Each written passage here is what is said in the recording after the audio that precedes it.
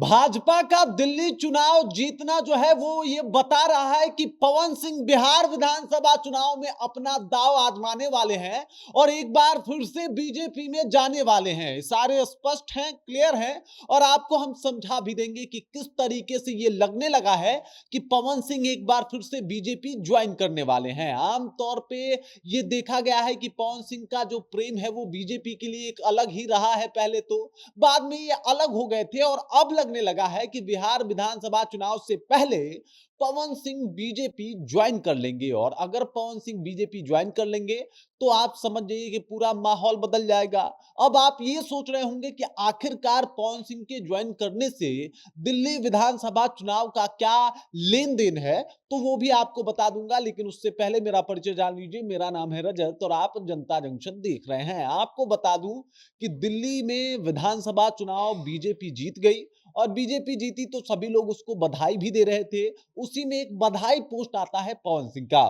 पवन सिंह लिख रहे हैं कि दिल्ली विधानसभा चुनाव 2025 में भाजपा की ऐतिहासिक जीत पर हार्दिक बधाई और शुभकामनाएं। अब जरा विचार कीजिए कि पवन सिंह जो है वो बीजेपी को शुभकामनाएं दे रहे हैं। आप ये सोच रहे होंगे कि इसमें बड़ी बात क्या है, अगर बीजेपी जीती है तो उसे शुभकामनाएं देना तो इनका हक बनता है।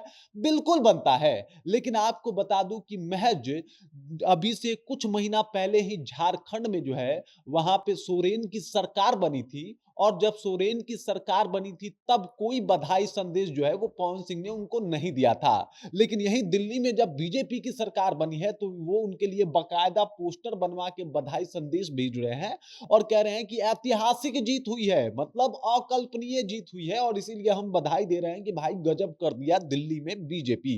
अब ये बात बता रहा है कि आखिरकार पवन सिंह के मन में चल क्या रहा है भाई। मतलब पवन सिंह एक बार बीजेपी की तरफ से फिर से जो है उनके दिल में जो है वो अलग प्यार उमड़ने लगा है। एक अलग सा माहौल जो है वो बनाने और सेट करने में लगे हुए हैं और कई हद तक ये कयास भी लगाए जा रहे थे कि फिर से पवन सिंह जो है वो बीजेपी ज्वाइन करेंगे।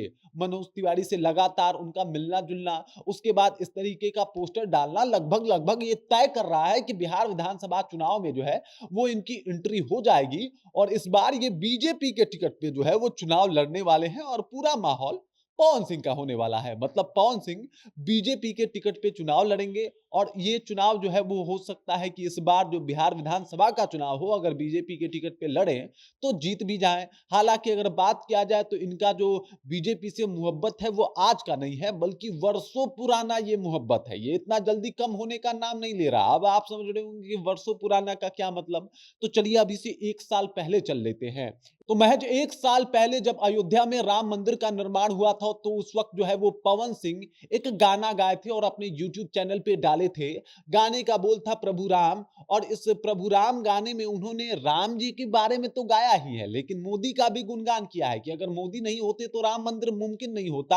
और आप ये तस्वीरों में साफ तौर पे देख सकते हैं कि किस तरीके से मोदी जी के लिए एकदम से ये गाना गा रहे थे राम जी के साथ साथ। और ये बात बताता है कि मोदी से कितनी मोहब्बत है इनकी। एक और तस्वीर आपको दिखा देता हूं और वो है ये तस्वीर जहां पे उन्होंने डाला है ये भी गाना 1 साल पहले और गाने का जो टाइटल है वो है कि है देश दीवाना मोदी का। 1 साल पहले का गाना है और उसमें पवन सिंह ने बताया है कि पूरा देश जो है वो नरेंद्र मोदी का दीवाना है और इसके ऊपर उन्होंने एक गाना गाया था, पूरा माहौल बनाया था मोदी जी के लिए। तस्वीरें साफ तौर पे आप देख सकते हैं। तो मोदी का जो प्रेम है इनके दिल में वो किसी से छुपा हुआ नहीं है।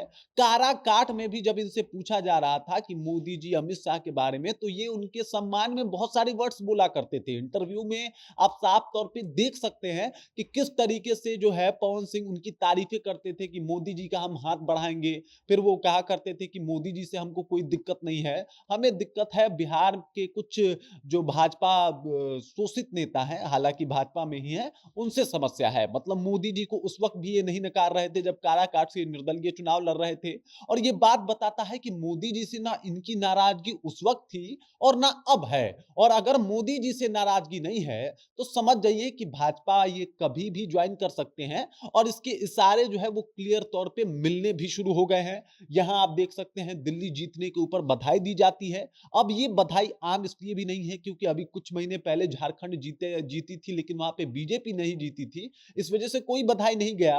और ये बात बताता है कि अब जो पवन सिंह का ध्यान है एक बार फिर से भाजपा में जाने का है, माहौल बनाने का है और चुनाव जीतने का है। बाकी पवन सिंह के माहौल से सभी लोग वाकिफ होंगे कि किस तरीके के माहौल बना सकते हैं, चुनाव में वो कितना दम दिखा सकते हैं। और अगर ये बीजेपी ज्वाइन कर लेते हैं तो समझिए बीजेपी की चांदी ही चांदी हो जाएगी बिहार विधानसभा चुनाव में, क्योंकि बहुत बड़ा वोट बैंक पवन सिंह के साथ बीजेपी के साथ जुड़ जाएगा। बाकी इस खबर, इस जानकारी को लेके, पवन सिंह को लेके आप क्या सोचते हैं, आपके जहन में क्या कुछ चल रहा है, कृपया कमेंट कीजिए और अपना विचार हम तक पहुंचा दीजिए। बाकी आप देख रहे हैं जनता जंक्शन और मेरा नाम रजत है।